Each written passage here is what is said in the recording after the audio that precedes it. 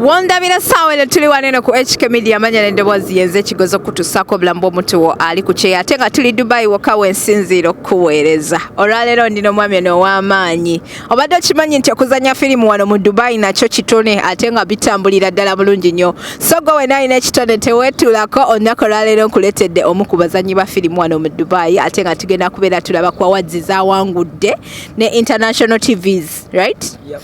Yes, sakati nga sinaba kutolamuko busho amanya n'eddoboozi yenze kigozi Hadija ate okutusako bulambo omutuwo ali ku kyeyo tuli Dubai wesinzira okuweereza ng'ebeera Speed Express yokka ozo kubeera nga etwempoweringa ate nawe sho n'obeera ng'oginyumirwa mu ngeri gy'oginyumirwamu.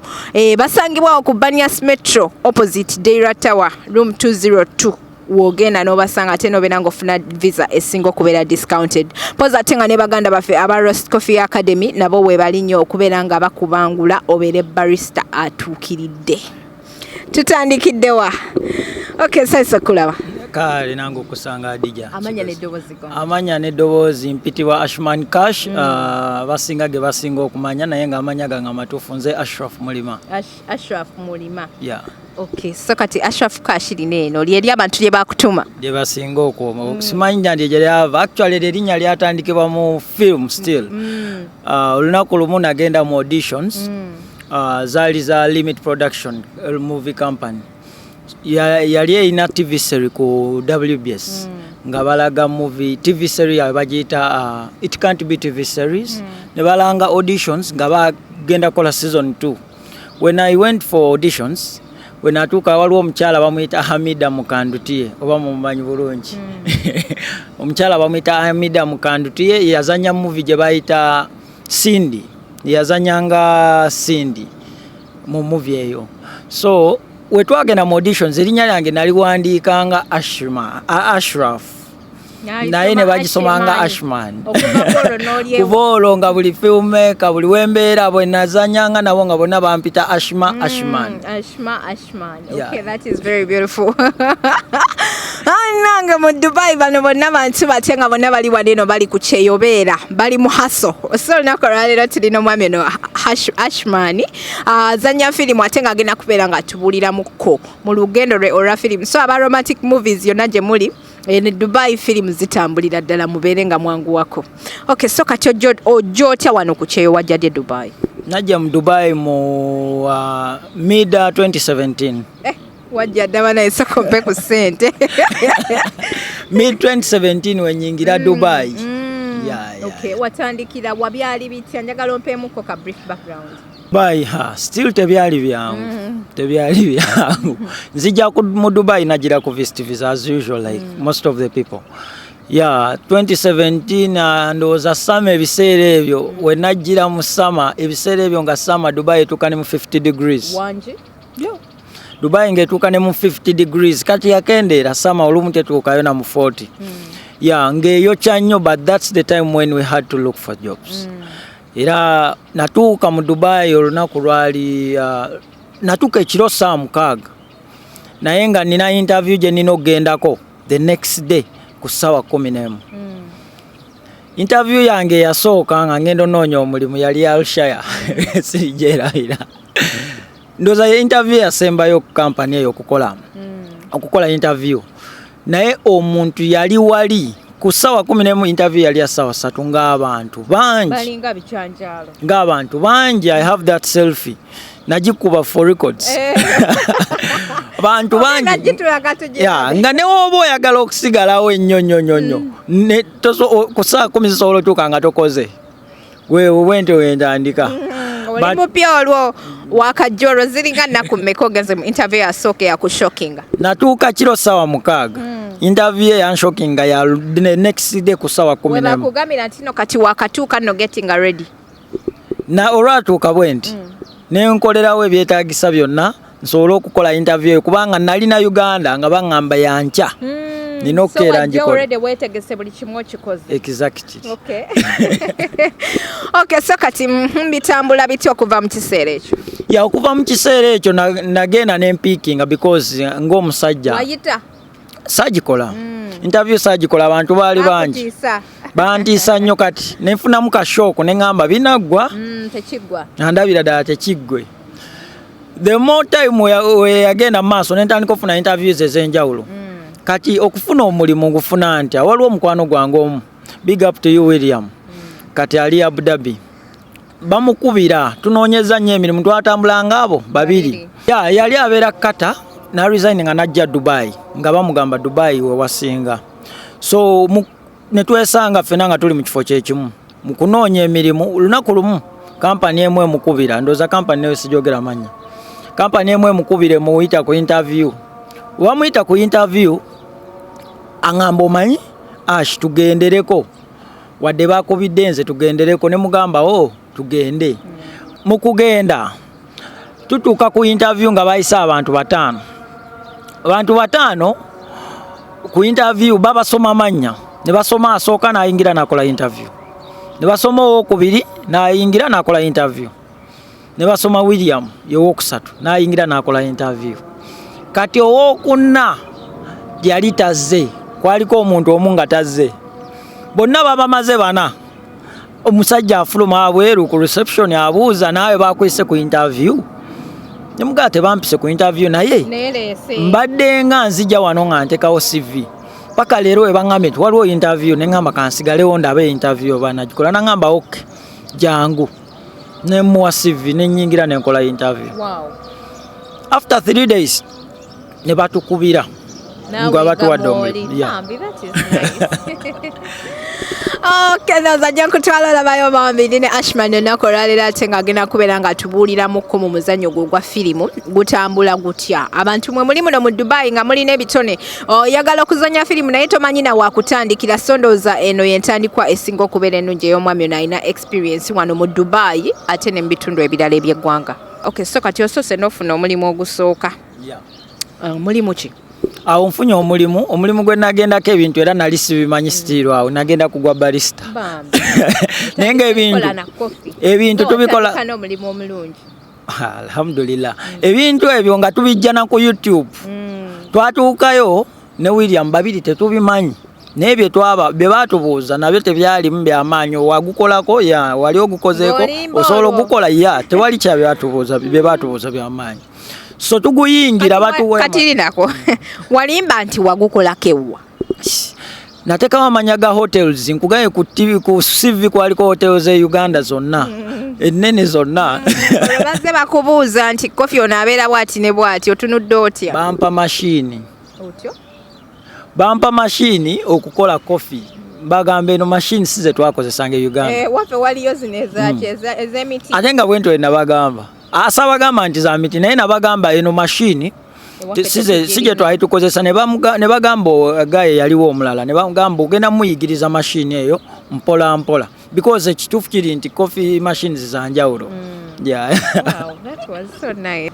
So kati guno gwe mulimu gwe watandikirako ogwa barista paka na kati gwokyaliko? Si gwendiko nakakyusa emirimu mu Dubai ndowooza guno gwendiko gwa kusatu. Gundi bw'onaame na mufumbo naafumba. Guno gwendiko gwa kusatu ndowooza buli kampani ngikoleddeko emyaka ebiri gy'emyaka kuva nzija. Wow, that is nice. Okay, so kati saawa eno okola biki era obulamu butambula butya? Saawa eno byenkola nkola bya customer service. Era obulamu butambula bulungi si bubi.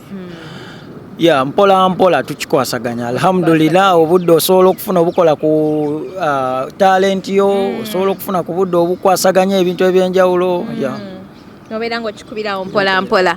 Okay, so kati bukyanga ojja Dubai okozeko emirimu egy'enjawulo. Omuvubuka ng'ali eyo nga yeetaaga okujja okukola oyinza kumuwa amagezi ki? Omuvubuka ng'ali Uganda nga yeetaaga okujja okukola kisinziira mu kyekuleeta okukola. Kisinziira because waliwo ajja nga ayagala kujja buzzi kukola talina na nsonga emukozesa. Kituufu agenda abeera wano akola ebbanga lyonna because Dubai esobola okubuzaabuza, esobola okwebasa, osobola otuuka akaseera nga sente ozifuna naye nga era ozikozesezaawo wantu wamu. Naye oba olina aim nga kangeze nti nina ebintu bye njagala okukola mu bbanga bwe liti osobola okituukiriza. Twagala okugamba nti omuntu yenna okujja ne Dubai Kampala asooka wase azaaleko ne ku mwana gye nga alina mission. Nedda abeere nga alina ensonga lwaki akola. Tosobola kukwata mwana wa myaka 17 n'omugamba ntandika okukola. ba parents baba sindika waneno baira wa 16 17 genda okole naye nga naye mwenyi tamanyi kyakola bambike kalongosa mu metro nga kali very young no gamba bambi bakayita wa okitegeera so kati omwana ajje waneeno nga zokkola ng'alina ensonga lwaki akola kale agambe nti njagala kusitula famire yange omwana asobola ajje waneeno ng'alina aim nti kale njagala kusitula famire yange njagala kuweerera baganda bange aim eyo agitambulireko kasitaana ajja achievinga ajja labanga ebirala the more aba achieving ekirala nga n'ekirala wekijja mu mutwe okay so kati tugenzeko ku lugendo luno lwa filimu okuva lwatandika okuzanya filimu wazitandikira Kampala nazitandikira Kampala ozanyira mu ki kuba kati ebibiina bingi Kampala ebizanya filimu natandikira mu company bagiyita Limit Production Limit Production eresa abazanyi bangi nnyo ab'amaanyi e Uganda and Limit Production yemu ku companies ezikyasinze okuwangula international awards e Uganda kuva ku filimu ya Zaayo Matongo, The Holocaust, Omwoyo Omutono, Cindy, It Can't Be, The Freedom, many to mention but a few. Ntandika okuzanya film 2013. Wow. 2013 nyingira Limit Production ebiseera byo nasanga bakola movie gye bayita Hanged for Love. Hanged for Love eyo by chance kubanga nze kunyingira industry eno najingiramu n'omukisa mungi nasanga bakola movie gye bayita Hanged for Love. It was a very very good movie. By chance nga waliwo role ebulamu ne bagimpa twa auditioning abantu nga 3 era fenna balinga nkaaga naye balondako nga 3 abirimu something mwabo out of them nenfuna role mu Hanged for Love. Hanged for Love mostly yatambula ennyo ye ya Vijay Junior gye yayogerera but it was a very very good. Mwagizanya mu luzungu? Yeah. Limit Production movies ayo zonna ziri mu luzungu. Wow, that is nice. Yeah. Ezanya mu luzungu. Then nva ku Hanged for Love waliwo movie bagamba it's the most expensive Ugandan film of all time. The movie is called The Only Son. The Only Son. The Only Son ey'omwami Tamale Bobby Big Up. Tamale Bobby. Yeah. Wow, that is nice. Bobby Tamale is a producer. Yeah. Is the executive producer of that movie. So tukola eyo movie it took us a lot of time. So tukola eyo movie The Only Son. I was the marketing manager of the movie. Wow. I was the chief promoter of the movie and I was the actor as well mu movie emweyo. Movie yatunda nnyo. It is the first film in Uganda of all times oku premieringa ku Serena Hotel nejjuza Victoria Hall. Wow. It premiered in 2016 nejjuza Victoria Hall. Wow. Victoria Hall ogimanyi obunene abayimbi abali bategeseyo ebivulu Bebekulu, Rema Namakula, Flavia Namulindo yayinangayo show mugimanyi ekabya n'amaziga ba promoter but it got full ku mitwalo 5 gundi normal yali ya mitwalo 5 VIP nga yakakadde kamu table zajjula ne waba VIP nga yabukadde 2 table zajjula. Wow, that's so amazing. Yeah. So tuva ku Only Son omwaka gwe gumu tukola film endala bagiyita Freedom. Freedom is a blockbuster movie eyagenda ne bagizanyamu n'omuzannyo mu London. Yeah. Freedom yazanyibwa omukyala bamuyita Nisha Kalema. Nisha Kalema is an award-winning actress, 3 times award-winning actress of the year mu Uganda. Y'omu ku bazanyi abasinga ndowooza okuzanya Uganda. You cannot talk about art oba actors oba actresses in Uganda n'otayogera Nisha Kalema. So tuzi submitting a bid mu Uganda Film Festival. Freedom yayitamu mpite Uganda Film Festival. Yawangula awards 7. Wow. The award yasinga obeera kaka center katono ndoza yali ya 5 millions which was best sound. Bannange nga munatwagaza okuyingira mu filimu bw'oyogera ku bukadde 5 bukadde 7 munatwagaza okuyingira mu filimu otyo. Yeah, UCC yategeka Uganda Film Festival netandika okuddiza actors and actresses okuddiza art actually whereby best director alina 20 millions as best director award eriko 20 millions. Bannange.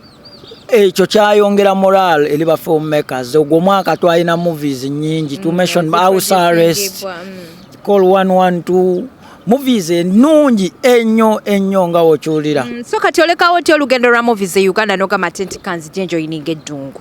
At that time Uganda film industry erina ebintu byelakinga. Temuli nti industry yali supporting wa government. Oba okitegeera. Tumala owangula awards ezo. Yeah, tuwangudde. But as the winners to submit a movie outside Uganda, but nominating the African Magic Viewers Choice Awards in Nigeria.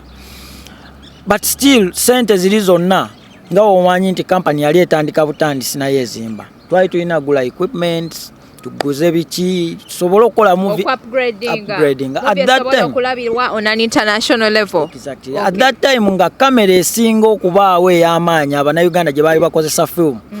Ndoza film nyinza okumentioninga naye nga ntono nnyo ezakozesa yani eyo kamera. Canon Mark 3 5D. Mwaje wala. Ndoza film zaali ntono kumentioninga movie. Nga oba yali yamu. Twalinga tugipangisa mu Redeem Records. Bambi. Redeem Records, big up to you. Redeem Records nga be batuwa equipment. Sizonna kuva ku kamera paka ku byuma byonna byetagisa. Byonna boom, byonna. Movie yali nnungi nnyo, Freedom. So mukutambula tutuuka industry ya Uganda ekiyinza okugikutamya n'otandika okulowooza okugenda ebweru. Okujja okukola omulimu. Temuli copyright. Because of copyright kitegeeza okufuna akasente ogenda kafuna ng'okoze project. Wokola project, osobola okukola project today, eyo movie Freedom ewedde n'ogiryako akasente. Okuddamu okufuna akasente akalala ng'okoze film omwaka Abannayuganda bafulumya film nga 7, abantu 7 5, film 5. Naye owawa mpozi kino ekizimbe kiri ludda waawe e Nakasero abatunda firimu abagira Zai Plaza ajja gisalamu CD n'owagundi naye agisalemu kopi. So kati gwe nga nannyini firimu oba tokyafuna? Twafuna chance nti oyo omwami Abe Videos ku Zai Plaza ye yagulanga movie zaffe ng'abawaayo kasente. However sike kamaanyi nnyo akali awo naye nga yawangayo kasente. So movie kitegeeza ogizanye okuddamu okufuna akasente akalala ng'ozanye endala. Ku movie etaano ezifuluma waliwo abazanyi nga 100 abazanya abali mu industry, abayingira bangi, abaliwo bangi. Kati movie ezo 5 tezisobola kwakomodate nga abazanyi bonna. Of course oli agenda funayo ababe nga ye oba okitegeera bagenda ozanyisa. That's why nga olaba Limit Production yo yakolanga movie neyitanga abazanya ab'enjawulo, because the only son it featured Mutebi Farouk yali si member wa Limit Production. It featured legendary actor Roshabiro Raymond from the Ebonies. Yalimu abazanya ab'enjawulo bangi, Mama Chine okitegeera ab'enjawulo abatali ba Limit Production. But ekitali kubalala, you understand, nti kale ono asobola onoonya kuba freelancers n'abawa ku mirimu ekitali kubalala companies endala. Yeah. Wayinza okubeera nga waliwo ekikono e Kampala nti nno oba ekikono kyatusindiikiriza okubeera nga tulekawo movie industry ne tujje Dubai tukole? Obuvunaanyizibwa bwalinga naye nga si kikono kya mu bantu nti nno gundi ansindikaganya industry ennemye. N'ebyo mwebiri ebyo tebibulamu. Of course it's art industry ebyo ebintu oba ojja bisuubira bijja beeramu. Ati ntuuka ngamba kiganye. At that time nakola akalango ka Uganda Telecom. Wow. Ne bakola billboard ya U Insurance. Bagenda bateeka courage njijjawa enkooya ngamba nti nzije ebweru nkole. Billboard bagiteeka ku omanyi ku internal affairs. Ku internal affairs awo kubitaala. Billboard buli agituukako n'agiraba nakusindikirako akafa poster. Billboard bagiteeka ku bitaala awo buli agitunulako agamba Ash wafunye sente. Nkitegeera. Ash wafunye sente. Abantu nga bakuba billboard ebifaananyi bampeereza ebifaananyi. Balowooza olina sente nnyingi. Nina akalango akarunninga ku TV akaya Peace Clothings. Naye kati ng'obwobulango gw'obukuba nga ofuniramu wanga akasente kaba katono. Ate jjukira tetulina copyright. Nina akalanga akalala aka Namanda Plaza kazanya ku TV. Okay. naye akasente jjukira tetulina copyright we bakuwa contract release form kala asebewedde oba kitegeera olusayininga oba omaze of which singa twalina contract. Copyright kyeki abantu bayinza okubeera nga tebakitegeera. Copyright kyeki? Copyright ye muntu nti nkoze ngenda kuwa just example kuba tunagamba okunyonyola copyright budde buwanvu. Give me an example. But let me give you an example. Nkoze akalango ka Uganda Telecom bankutte billboard bagitadde ku kkubo. The more time billboard webeerawo mba nina okusasula either weekly, monthly oba yearly. Kati mwe mwali mwateesa bitya kubanga era kisinzira mu copyright ejjawo okusinzira ku ngeri gye we brandinzeemu. Because tulina copyright omuntu agenda kujja kugambe sayininga wano nti osasuddwa akalango kawedde there and then nomala. Wow. Naye nga nze mu opinion yange ngamba nti nno gwe kennyini ng'omuntu yegwobeera olina okukyesettingira like ne weesettingira bazi terms zoyagala okutambulirako gwe nga star. N'ogamba nti nze kifaananyi kyange okubeera wanene okumala ebbanga bwe liti ogenda kumpa ssente bwe ziti mu bbanga bwe liti. Naye bw'ogamba nti ogenda kuntwala ku billboard onsasule right there and then kigwe then kyekyo ky'oba wakkiriziganya ne kampani kiba kiwedde. Okujjukizaako abazanyi bali mu 10 mu Uganda. Filmu ziri 5 obulango buzze wansi na wairo buzze nga buna busatu. Gwe wonaaba n'amateeka nga mangi nga mangi nnyo kitegeeza opportunity eyo omuntu omulala asobola ogitwala okuddamu okufuna endala osobola ogifuna kwaba abanaaba professional n'amanya nti this is being professional.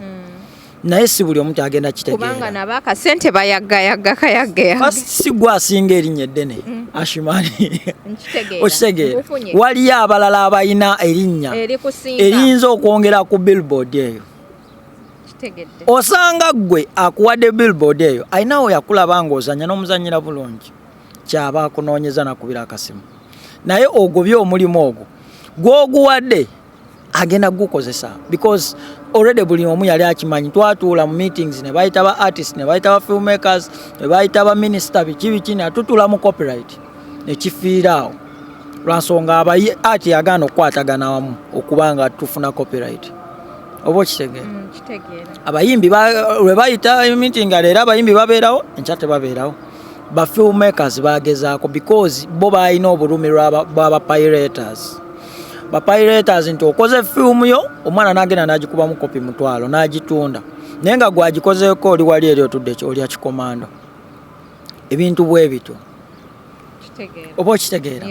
So copyright yennyini y'ensonga lwaki yali etulemesa okufuna akakasente nga tolinawo neogamba kale we branding nga gwe nga bwone munaakwatagana mu kitundu n'ogamba nti kati obushera bannange ffenna kiro tugenda kugitunda ffenna beeyi emu dira mu 7. Bwekityo bwe kibeera tugenda gitunda ffenna ddira mu 7 n'abalyamu olukwe n'agitunda ddira mu 9. Exactly ku 9 oba n'agisala ebbeeyi n'agiteeka ku ddira mu 2 kitegeeza ezize zigenda kuggwawo aleete endala era nazo ziggweyongeza mwe zitudde. So kati enkwatagana eyo ye yalemesa okulaba nti no film industry ya Kampala eyimirirawo. Enkwatagana yagaana ne bakola akakiiko ba filmmakers e Uganda. Si kakiiko nti kaba filmmakers companies gundi ez'enjawulo UFN kulibo omukyala Mariam Ndagire Uganda Film Network, UFMI Uganda Federation of Movie Industry nezeegatta ez'enjawulo zonna ne zikola nga baagala bakole one team. Omwami Vijay Junior n'alondebwanga nga akulira ki yali akulira association kyeyo yaba pirates ndowooza yaba publishers yali akulira section yaba publishers. Batula mu meeting boogera ebintu ebyenjawulo tukoze tutya okubanga tukendeeza abapiratinga movie y'omuntu kubanga bakamukwasa akakiiko ka pirate kyeki njagala nakyo kinyinyonyola abantu bakitegeere. Pirating be bano okukola copy mu gundi gw'otalinamu z'otalinaako rights. So ebiseera ebyo nga na TV za Uganda kuba entalo zaali nnyingi. TV za Uganda ekwata ssente n'egenda wa n'ekwata ekifiripino n'ekiraga ne bafunayo kasente n'elemwa kino nkyogera nga ndi ku TV, nkyogera nga ndi ku screen. Twagendako nze ne bakama bange ku Vision Group. Ne tumeeting omukyala Adija Nabukenya, Ajata Adija Nabukenya. Aho akulira Bukedde TV. Bwe twamumeeting omukyala nga twogera ku twagala baguza TV series. Ebiseera bye twalina TV series bagiyita. Mwaka ki ogwo? Twalina TV series bagiyita It Can't Be mwaka ndowooza 2015, 2016. Somewhere there. Ne tutuula twalinda. Actually tetwali ffekka twawerekebwako ne ba filmmakers abalala ab'enjawulo aba companies endala. Tutuuka omukyala ebyaddala twavaayo ne statement emu. Mumuleete firimu tuzirage. Mugenda funa amannya. Ffe tubawa linnya mwe mutuwa content. Tubawa platform mwe ne mutuwa content. Bukedde TV. So twagwamu amaanyi nti omuntu agenze n'akwata ssente. Location zizokka. Tulina location gye twashootingamu ku Ham shopping grounds room emu bweti nga tugisasula emitwala 3 oba gaali 2 hours oba 1 hour. 1 hour. Sijjukira bulungi oba 1 hour oba 2 hours. Sente nga zibeera nnyingi e Uganda abantu bazisulamu kumala mwezi. Naye ku shootinga nga n'omwami Ham tumugambye n'omugamba tugenda kulaga gundiyo. Naye muba mwongerako mutunda. Tukuba akalango. Ebyo byonna saagala bigendamu abasinga babimanyi stories obazimanyi. Ba filmmakers abalaba wano bagimanyi. So tutuukayo ekyo kye yatugamba statement yatugambye. Ne bayita copyright meeting okuteesa n'aba filmmakers ne ba artists ba shareholders ba authors buli shareholder mu art industry. Ku lunaku ndowooza omuyimbi gwe eyaliyo baali babiri. Omukyala Judith babiri ayimba gospel music. Ye yaliwo twali ku Hotel Africana. N'omuyimbi omulala yaliyo ne yayimba omuzimu gwa Nancha bamuyitani Masekuru. Abo babiri bagenda okusoma okulaba abayimbi abaliwo nga baliwo ababiri abasigadde ba filmmakers. Empozi ne omukyala Sophie Gombya. Okitegeera. Mwaka ki ogwo? Bana bantu boyogerako nabo nga baali bayimbi badda. 2016-15.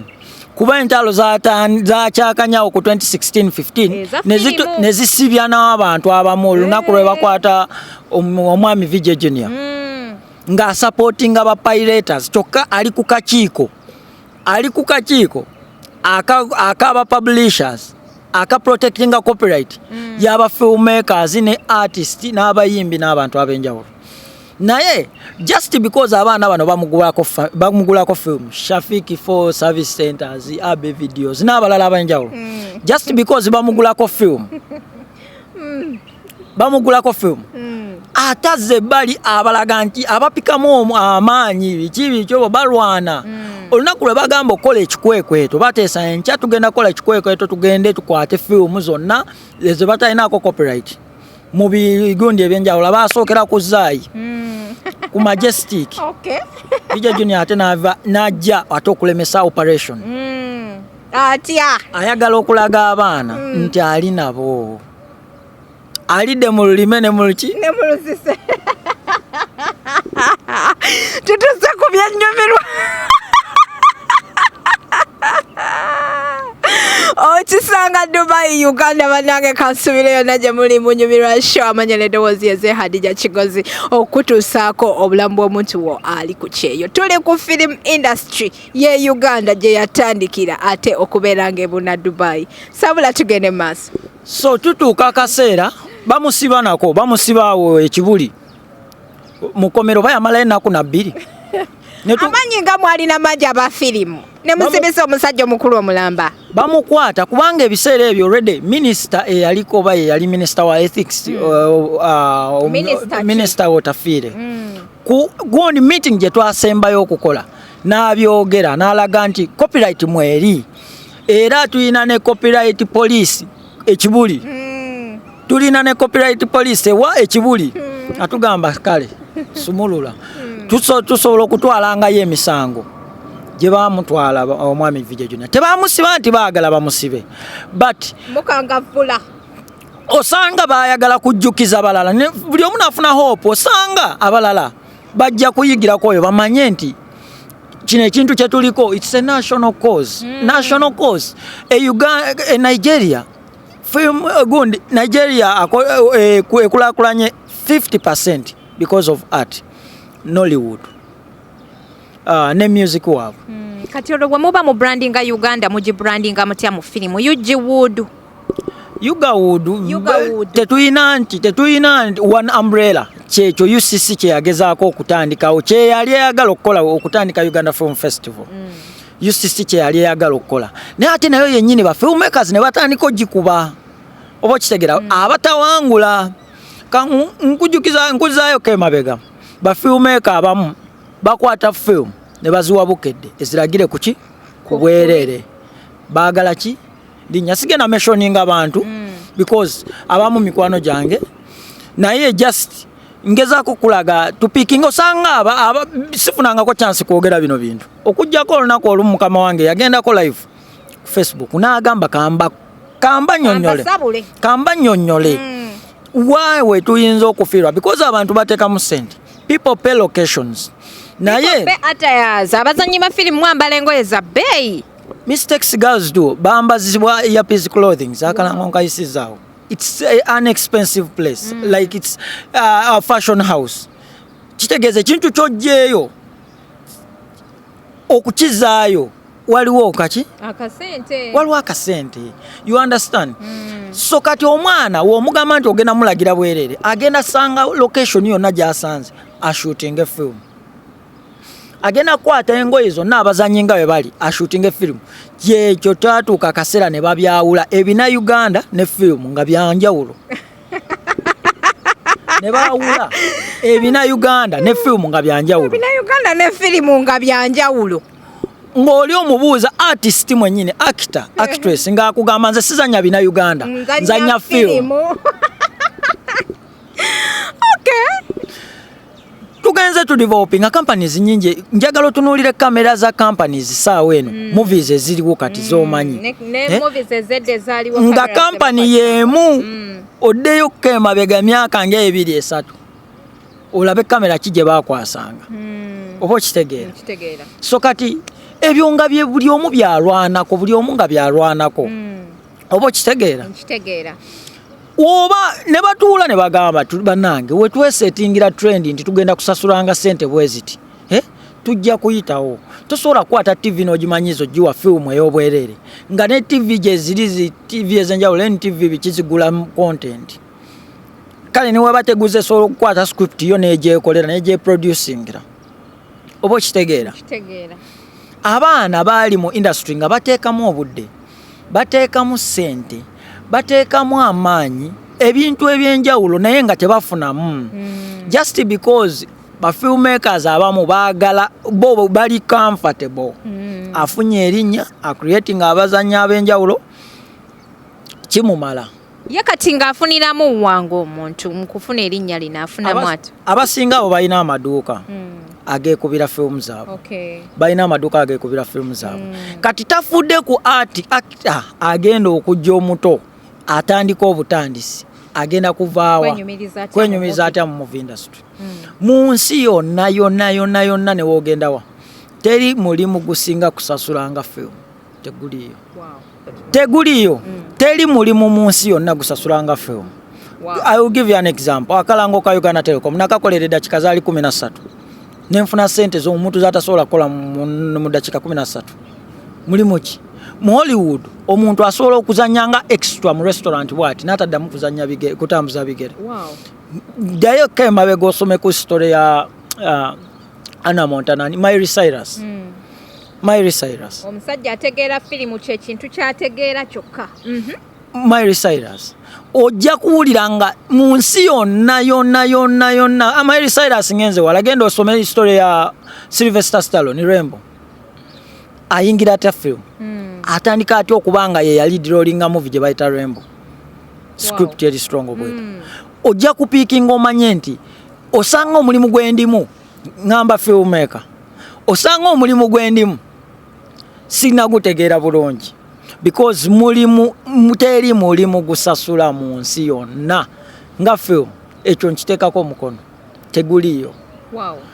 teguliyo naye bafilmmaker bale mu kwatagana naddala abe Uganda bale mu kwatagana okukola one umbrella nga wona agamba Nollywood ina mateeka muntu ayagala abeere munene tebaagala kukola mateeka twalina president nsonyiwa okumwogerako nti ye president wa all performing artists ne batuuza meeting ne bamubuuza ani yakulonda omwami Benon Kibuuka ani yakulonda abaddewo ebbanga lyonna naye ne bamubuuza ani yakulonda abazannyi ba firimu olutalo lwali lw'amaanyi eyo meeting yali ku Sheraton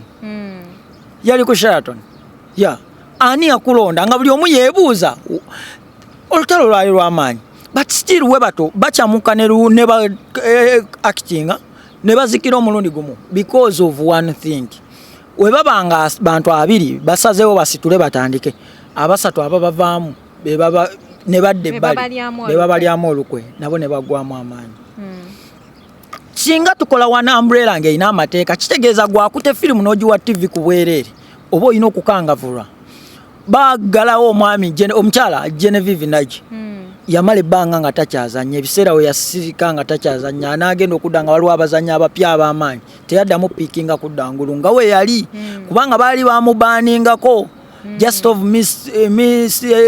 behaviors ku seti ne bamubaaninga obutaddamu kufuumira mu firimu ya Nollywood ebbanga oba gyali myaka meka oba 7 oba 5 oba okitegeera but ani ayinza okutuula n'ogamba nti kati nze ayo tulina wana umbrella bweti egenda kangavula omuntu yenna agenda awe over amateeka agafuga art basettinga art of which right now abaana tulina abazanya film nnyo toleeta abanigeria abalina talent toleeta abanigeria naye obuzibu buli wamu kukwatagana industry bajawulayawulamu emirundi egyo uptown ne downtown bwe bato we bakituuma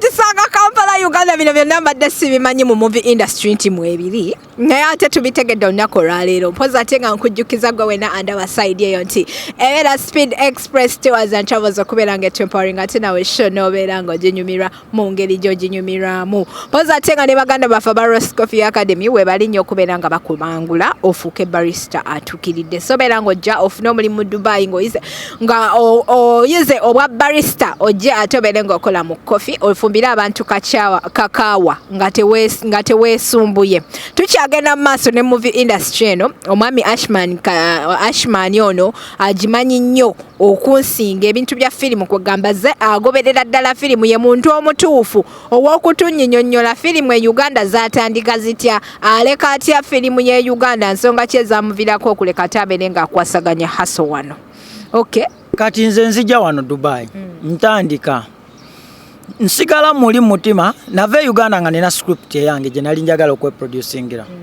nawandiika script nenjirekera omuzannyo omu nga ngenda gishootinga neŋŋamba olutuuka ngenda kukola sente kukola ki kuinvestinga mu film bagishootinga embeera executive producer nga ntadde mu butesi sente jukira gwagi owninga executive producer ena new film ntuuka waneeno script ebula nziramu communicating nga nfunyewo kasente njagala ntandike tugende ku set tukole mbuuzwa gwe nagirekera ngamba script yabula simanyi we nagita mwali temulina gundi like wali toyina nga monogama tino kanji typing ngiteke ku flash oba ngiteke ku laptop oba ngiteke ku drive yange anything like that nagikolera ku computer e Uganda wa omuntu omu kati mukumala byonna nasigaza rough papers paka kati nzirina rough copies zino ze nawandikanga ne pen nga mpandika scene by scene not the printed kati eri script webula nze na giving up nezigwamu n'amaanyi nembivaako nentandika ate kutunulira line ndala awo art njivuddemu after 1 year balanga Uganda Film Festival after 1 year not after 1 year kati okuddusaako speed nze okubanga sawa naddamu mu movies 2021 mbadde nga nkolera ba filmmakers ab'enjawulo mba editingira byensobola because I'm an editor nkola ebintu ebyenjawulo mu art nga siriyo but sifuna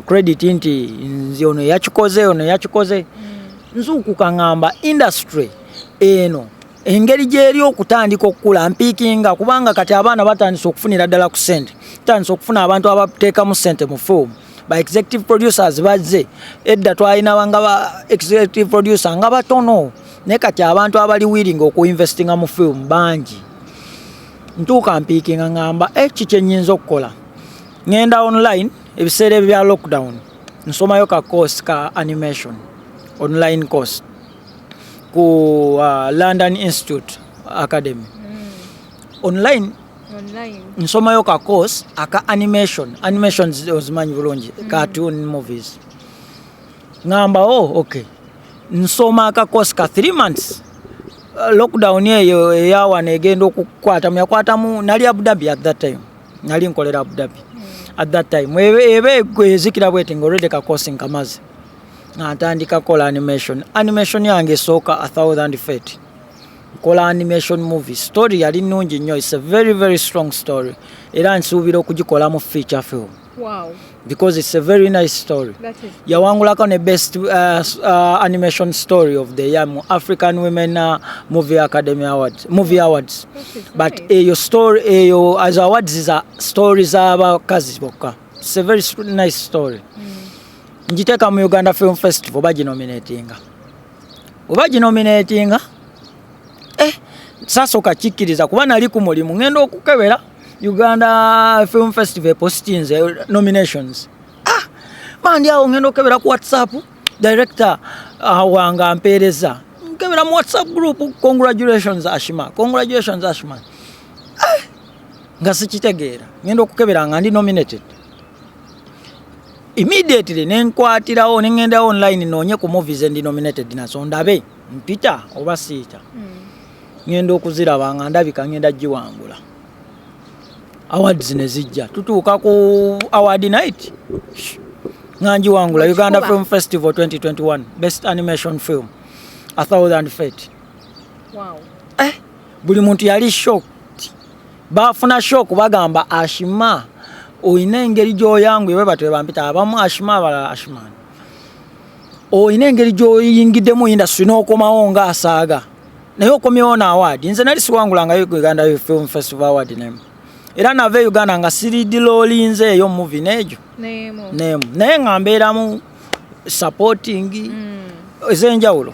Roles enene ntono naye nga siridi role. Salidi role nga yo movie nemo Uganda. Okay, so kati bwova nene Dubai osubira okuddayo okubeera nga otandikawo project ya Uganda oba oyagala kuva nene nakweyongerayo mu nsindala? Of course projects nkyazikola wano. Wano already bucyanganzijawo nina ne TV series. Diversion TV series. Ate nga nange mwenjiri guys. Era nga mwali adija mutemusuwa adija mbereyo mu Diversion TV series. Inshallah inzofuna nominations mu awards ezijja. Inshallah. Because I know what I delivered was the best. I know. Because nkoze at least n'abantu abenjawulo, ba producers abenjawulo, ba cinematographer abenjawulo, ba sound makers abenjawulo. Wane Dubai. Uganda ne wano nengenda mu conferences ezenjawulo eza art. Specifically film. Nakizuula nti wano waliwo nawo film industry. Nentandiko gyesibako. Slowly by slowly. Nfuna connections. Mpola slowly by slowly. However, wano na kadiru ke nasoko okufuna nakajja ku bagita alo app eyo. Kubeerako emirimu gy'aba actors bulango biki. Indeed. Erinnya ndyerabidde njaba ndi kugamba omasa. So kubeerako emirimu nti banoonya omuwala bwati omulenzi bwati kukola kalango nfuna akalango ka Emirates nali bagenda ka shooting la Dubai International Airport. Akalango oba bali balanga ki simanyi funa email biki form bazimpereza signing nva Abu Dhabi akalango kali ka sawa 5 bampadde airport pass nva Abu Dhabi akalango ka sawa 5 ntuuka ku set sawa 6. No, awonovamu. Pade nga bagenda kusasula ka center akawera ddala nnyo almost musala. Awono kivamu ku kutukaleti. Nentuuka bashootinga biki bashootinga nasanga already bashootinga nali nzezanyanga extra.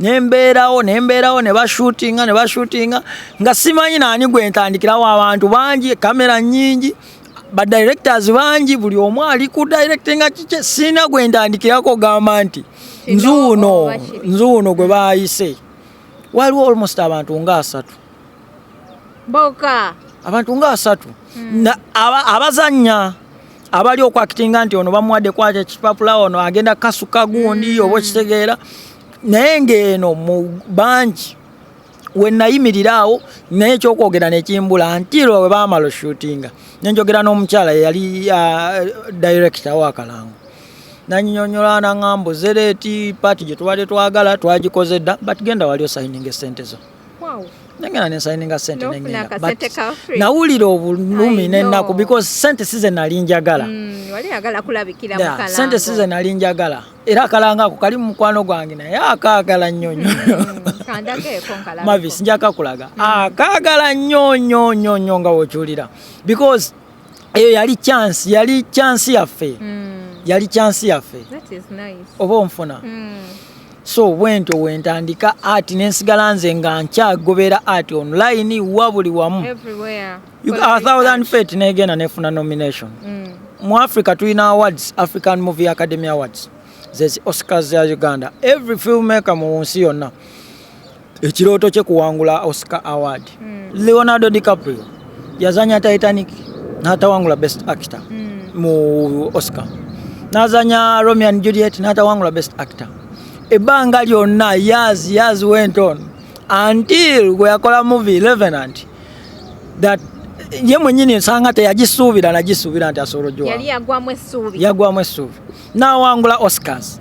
Jackie Chan after 60 years at the age of 60 years lwe yawangula Oscar Achievement Award naye yazanya film nga mutwalo. You understand?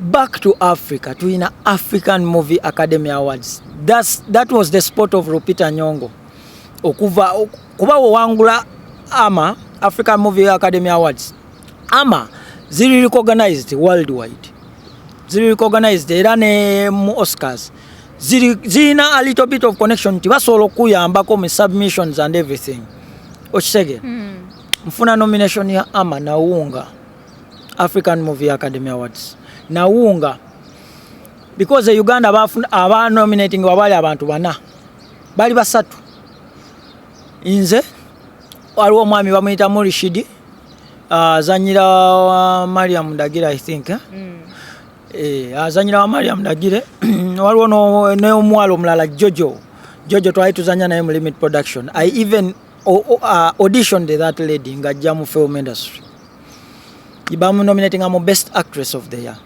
nze omu ku bamu auditioninga ng'ayingira film kuba ebiseera ebyo nali ku board ya Limit Production.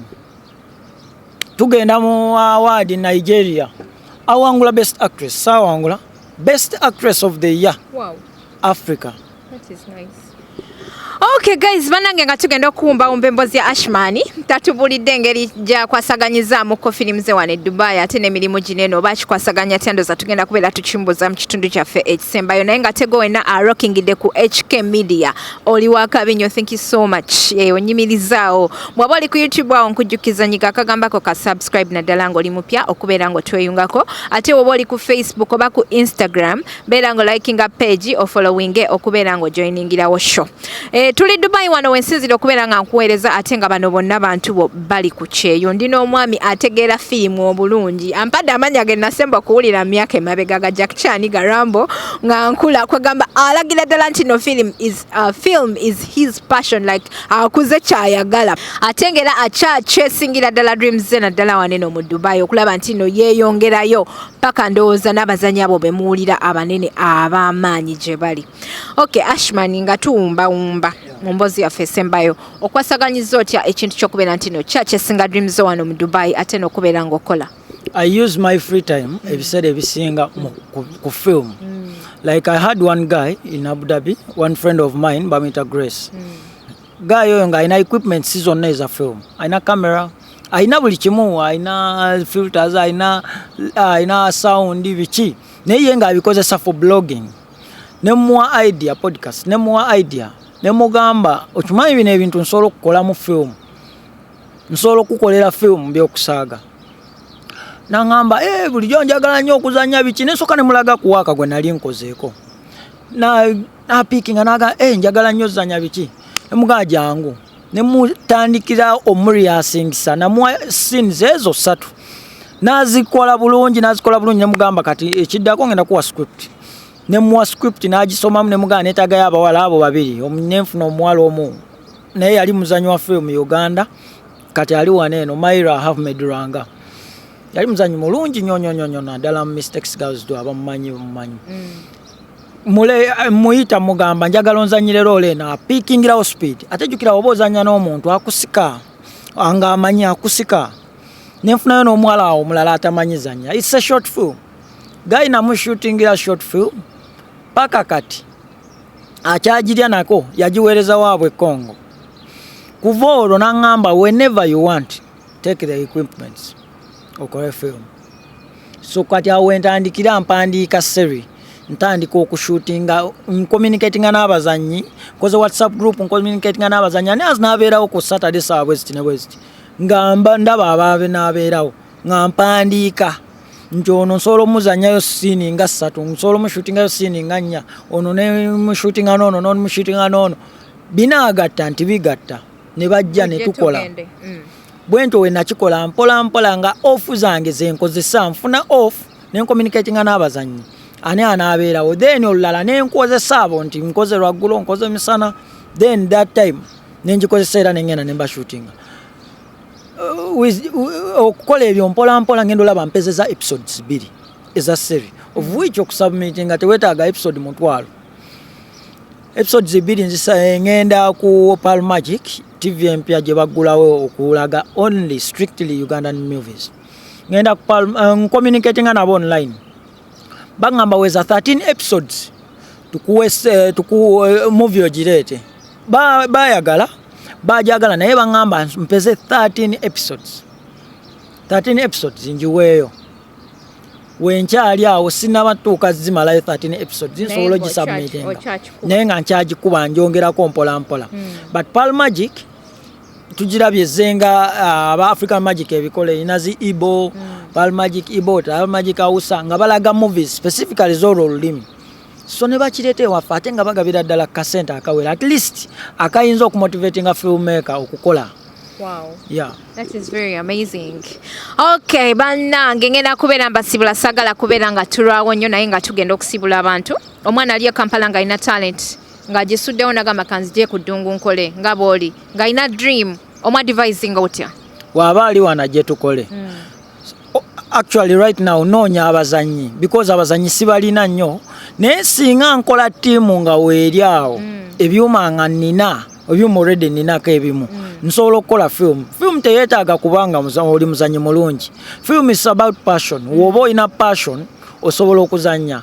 Kyola njagala nnyo director wange Mwami Mirindo Richard ng'akugambirawo nti film wobanga oli passionate osobola okuzannya film wobanga okintu okyagala n'omutima gwo osobola okuzannya film. Okay, so kati omwana alina talent ayinza okuba nga tali mu firimu yokka nga muyimbi nga comedian nga ali Uganda nga gwe already kati oli mu line ya film katugambe omwana oyo oyinza kumu advising otya ayagala kujja kole naye ati agamba nti ate bwe nagenda ekitone kyange kiyinza okufa omu advising otya?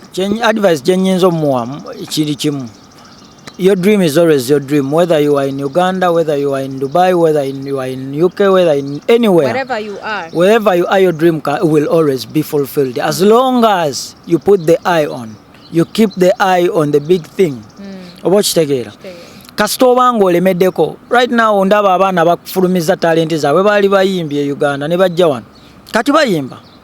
I'll give you very many examples I can give. Oba kitegeera. So alemereko ne waaba agenzeewa whenever wafuna time ng'asobola okwogera oba okukozesa chance eyo okudevelopinga ekitono kye kikole. You never know who will see you. You never know who you will meet. Tomanyi gye kinaggwera but just keeping on ng'okyakyesing a dream. Right now film nsasulwayo kasente. Ayuli sijagamba nti nfunamu akasente akangi naye nsasulwayo kasente oba kitegeera. Nina ne series Uganda ze nalekayo ezirunning nga nazo zinsasula nga kasente kampeerezebwa wano oba okitegeera yetegeke ate amala ajja kuba ekyeyo ne dream asigale ng'akyagikyesinga mu bufunze. Exactly. Asigale ng'akyagisente nga ate oli Uganda. Kyenyinza okugamba wobanga oyagala beera oli mu art, oyagala beera artist, either dancer, musician, anything, oli mu industry entuufu. Oli mu industry entuufu. That is nice. Okay, so kati tumirayo abantu bo tuve wano. Njatumira mutabani wange Prince Farid. Wow. Mwagala nnyo. Njatumira aba filmmakers mwena nga sireseeyo. Nja kutumira ku mikwano gyange mwena buli amanyi. Co-producer wange mukyala wange Pasiket nkutumiddeko Kate Cosmetics. That's amazing. Yeah. Okay guys, kena kubera nga basibula manya ne dobozi yenze Hadija Kigozi mbeera nkutusako obulambu omuntu wo ali ku kye ate nga tuli Dubai wensinzire okubeera nga nkuweereza olwaliro tubadde ne Ashman ate nga manyikiddwa nga Ashraf Mulema ate nga movie producer actor kwegamba byonna bikoze ate nga muntu alina dream ennene wali wano mu Dubai akola wali wano mu Dubai mu haso ate nga ne Uganda ebintu bitambulira ddala bulungi nnyo so nkugamba gwe naina ekitone ng'oli Uganda totya nti ate bwe ngenda okuba ekyeya Dubai ate ekitone kigenda sanawo nedda you can still come here work no hustling nga ate bw'ofuna ssente ezibeera ng'oyongera okuteeka mu dream yo poza ate mbeera HK Media Hadija Kigozi subscribing naye nga sinnaba kuva wano njagala nsimbeeyo n'akagamba akagamba nti Speed Express Tours and Travels werinnya okubeera ng'ekutambuza okuva mu buli kitundu ky'eggwanga ate ng'ekuleta ne Dubai bakolera visa ku discount basangibwa ku Banias ekizimbe kiri opposite Banias Metro Station Deira Tower room 202 gendayo ate obeere ng'ofuna visa ku discount esinga okubeera ennungi ennyo poza ate nga ne baganda baffe aba Roast Coffee Academy bakugamba nti bakolera omulimu gw'okusomesa okubeera barista ojje Dubai ofune omulimu ofuuke barista ow'amaanyi ku bbeeyi eya layisi wane Dubai webali mu Abu Dhabi webali ate ne Kampala webali awe najja nankumbi